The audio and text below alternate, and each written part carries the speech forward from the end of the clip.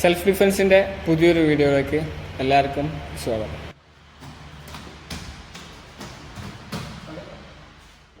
ഒരാൾ വന്നിട്ട് നമ്മളെ തലങ്ങും വിലങ്ങും അടിക്കുകയാണ്. അങ്ങനെ ഒരു സാഹചര്യം ഉണ്ടായാൽ ആ അടി ചിലപ്പോൾ മുഖത്തേക്കാവാം, അല്ലെങ്കിൽ നമ്മളെ ബോഡിക്കാവാം. എങ്ങനെ അടിച്ചാലും നമ്മളതിനെ എങ്ങനെ ഡിഫെൻഡ് ചെയ്യുക എന്നുള്ളതാണ് ഇന്നത്തെ വീഡിയോയിൽ നമ്മൾ പരിചയപ്പെടുത്തുന്നത്.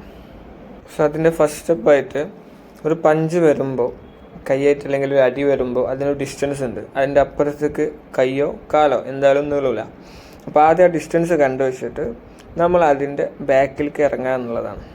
ഇതാദ്യം നമ്മൾ സ്റ്റാൻഡിങ്ങിൽ ചെയ്തിട്ട് പെർഫെക്റ്റ് ആക്കിയതിന് ശേഷം ബോഡി സ്വിച്ച് ചെയ്തിട്ട് ചെയ്യുക. അതേപോലെ തന്നെ മൂവിങ്ങിലും ഇതേ ടെക്നിക്ക് ചെയ്തിട്ട് പെർഫെക്റ്റ് ആക്കാം.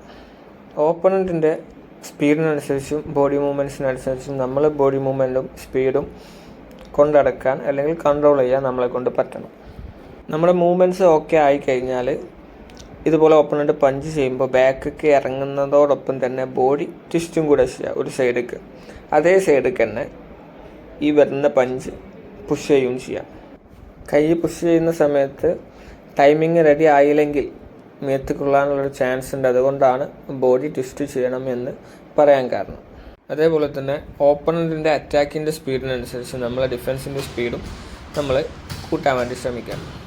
ഇനി ഇതേ അറ്റാക്ക് തന്നെ ഒരു സാധാരണക്കാരന് തല്ലിയാൽ ഇങ്ങനെ ഉണ്ടാവും. അതിനെ നമ്മൾ ഇതേ ടെക്നിക്ക് കൊണ്ട് തന്നെ ഡിഫെൻഡ് ചെയ്യാൻ കഴിയും. ഇനി വെറും ഡിഫെൻസ് മാത്രമായിട്ട് ഒതുങ്ങണം എന്നില്ല, തിരിച്ച് ഇതേപോലെ അറ്റാക്ക് ചെയ്യാനും നമ്മൾ ഇതേപോലെ പറ്റും. അപ്പോൾ പുതിയൊരു വീഡിയോയിലൂടെ നമ്മൾ ഓഡിയൻസിനെ നമ്മൾ പുതിയൊരു ടെക്നിക്ക് കൂടെ പഠിപ്പിച്ചിട്ടുണ്ട്. സാധാരണ ഒരു പ്രൊഫഷണൽ എങ്ങനെ പഞ്ച് ചെയ്യുമ്പോൾ അതിനെങ്ങനെ ഡിഫെൻഡ് ചെയ്യുക എന്നുള്ളതും, അതുപോലെ തന്നെ അതേ സംഭവം ഈ സെയിം ടെക്നിക്ക് തന്നെ നമ്മൾ നാടൻ തല്ലിൽ ആളുകൾ തലങ്ങ് വിലങ്ങ് അടിക്കുമ്പോൾ അതെങ്ങനെ ഡിഫെൻഡ് ചെയ്യുക എന്നുള്ളതും തിരിച്ച് നമുക്ക് എങ്ങനെ അറ്റാക്ക് ചെയ്യാൻ പറ്റും എന്നുള്ളതും നമ്മൾ ഈ വീഡിയോയിൽ നല്ല ക്ലിയർ ആയിട്ട് കാണിച്ചിട്ടുണ്ട്. എന്തായാലും പ്രാക്ടീസ് ചെയ്യുക, അത് ഉപകാരപ്പെടട്ടെ. വീണ്ടും അടുത്ത വീഡിയോയിൽ പുതിയ ടെക്നിക്കായിട്ട് കൊണ്ടും കാണാം. അതുവരെ ബൈ.